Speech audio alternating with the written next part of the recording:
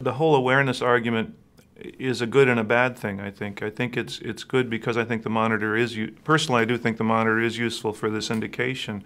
But when I use monitoring, I'm not using it primarily for that purpose. I'm using it to titrate the anesthetic that I give to my patient. So I think I'm benefiting every single patient that I care for by using the technology. And perhaps 1 in 1,000 I'm benefiting by not allowing them to have the awareness that they otherwise would have while I was taking care of them. So I think I think it's an important discussion. I think it matters, but I don't think it's not the big picture. And for people who focus on it like it's the big picture, I think it misses the whole point of, or one of the points of why monitoring is beneficial. I'm probably more interested in the low number now than I am the high number, because I'm not worried about my ability to have somebody anesthetized. I'd rather than not have a lot more anesthetic than I need.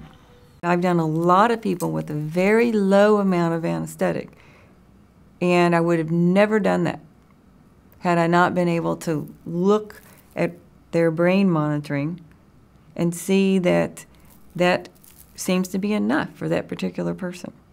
I've had people that were, couldn't have anesthesia for this or that reason, had to come as an emergency, and I have to give them an anesthetic, and that's one of those cases that you dread. And I have given them a small amount of propofol. I've induced people on amazingly small amounts of propofol, and then given them a small amount of maintenance that I would have never done.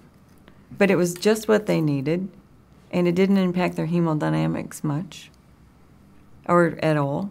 Nice railroad track hemodynamics, but a very, very small amount of gas. My experience is that for most people, if you try the BIS monitor out with an open but skeptical mind and use it regularly, maybe not for every case, but for the majority of your cases, every once in a while it gives you a piece of information that really surprises you.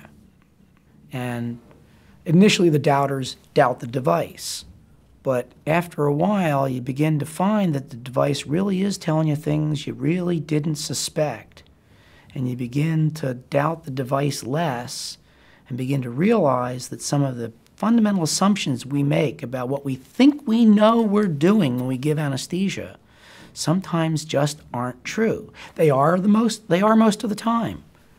But there's probably a significant minority of the time when things aren't quite the way we think they are, and that if you're not looking at the effects on the brain, you're really making some sweeping assumptions that really aren't true. If you will use this monitor on all of your patients for the next month, for 4 weeks religiously, without regard to whether or not it makes sense, I guarantee you'll see what I saw, because that's what I did. You'll see more variability in patient responses, and you'll see the value of that information, but only after you get a large enough database. You cannot do 3 cases and know how to use the BIS. There's no way, or even see a benefit.